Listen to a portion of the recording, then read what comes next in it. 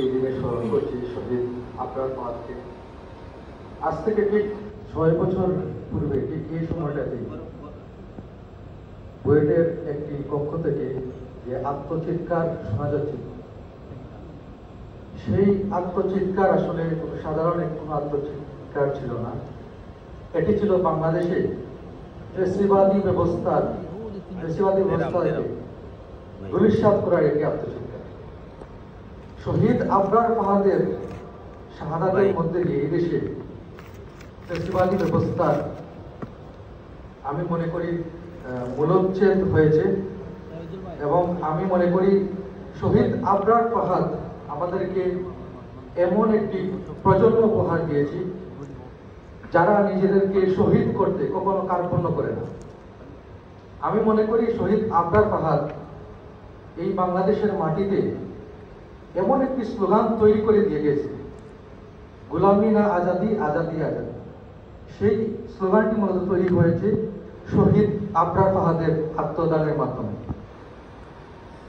শহীদ আবরার ফাহাদকে নিয়ে তার মা বাবা কত স্বপ্ন দেখেছিল, সেই স্বপ্ন হয়তো মা বাবার পূরণ হয়নি, কিন্তু শহীদ আবরার ফাহাদ তার শাহাদাতের মধ্য দিয়ে আজ একটি মুক্ত বাংলাদেশ উপহার দিয়েছে।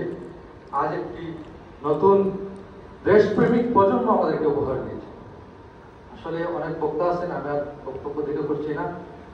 আজকের এই দিনে আমাদের প্রত্যাশা হচ্ছে শহীদ আবরার ফাহাদ আমাদেরকে একটি উজ্জ্বল ভবিষ্যৎ, একটি মেধাবী মন এবং একটি স্বপ্ন এবং নৃশংসভাবে নিভিয়ে দেওয়া হয়েছিল। তবুও আবরার কেবল একজন মানুষ নয়, আজ সে একটি প্রতীক, ন্যায়ের, সাহসের এবং অন্যায়ের বিরুদ্ধে দাঁড়ানোর প্রতীক।